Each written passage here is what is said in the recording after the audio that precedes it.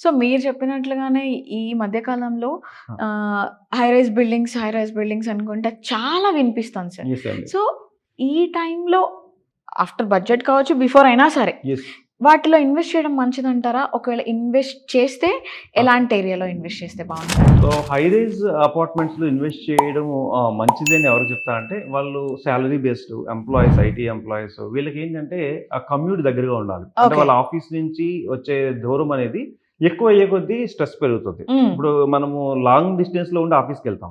So traffic jams ఎక్కువగా జరుగుతాయి. తెలియకుండానే మనలో ఒక రకమైన ఒక స్ట్రెస్ పెరుగుతా హ్మ్. ఉంటదన్నమాట. ఇప్పుడు హ్మ్. రీసెంట్‌గా ఒక రీసెర్చ్ కూడా ఏం చెప్తుందంటే, స్ట్రెస్ వల్ల అంటే ఏదైతే లాంగ్ డిస్టెన్సెస్ ఉన్నాయో, జర్నీ వల్ల వచ్చే స్ట్రెస్ మనుషుల్ని కృంగదీస్తుందంట. ఓకే. సో, మనకు ఒకప్పుడు మొబైల్స్ ఎక్కువగా చూస్తే ఎలా అయితే మనుషుల్లో చేంజెస్ వస్తున్నాయో, సైకలాజికల్ చేంజెస్ వస్తున్నాయో, అవును.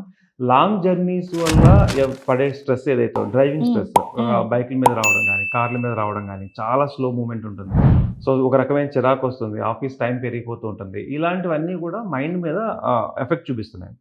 సో, అలాంటి వాళ్ళు ఏం చేస్తారు అంటే, వాళ్ళ ఆఫీస్ ఎక్కడుందో దాని దగ్గరలో ఒక అపార్ట్‌మెంట్ తీసుకుంటారు. అది హై రైజ్ అపార్ట్‌మెంటే తీసుకుంటున్నారు. ఎందుకంటే all facilities at one place. హ్మ్. సో, అన్నీ ఒకే చోట ఉంటాయి కాబట్టి అలాంటి అపార్ట్‌మెంట్ తీసుకోవడం కరెక్టే అంటాను. బట్ క్రోర్స్ ఆఫ్ రూపీస్ పెట్టి 25 ఇయర్స్ లాక్ అవ్వడం కరెక్ట్ కాదని నాకనిపిస్తది. ఆ హుహుహు. టైంలో రెంటల్‌కుండి అదే సేవింగ్స్ చేసుకొని నెమ్మదిగా ఓపెన్ ప్లాట్స్ తీసుకొని హ్మ్. నెమ్మదిగా కొంచెం డెవలప్ అయిన తర్వాత ఓన్ బిల్డింగ్ తీసుకుంటే బావుంటుందేమో అని. ఎందుకంటే ఆ కంపెనీ చేంజ్ అయిపోయారనుకోండి ఎగ్జాంపుల్.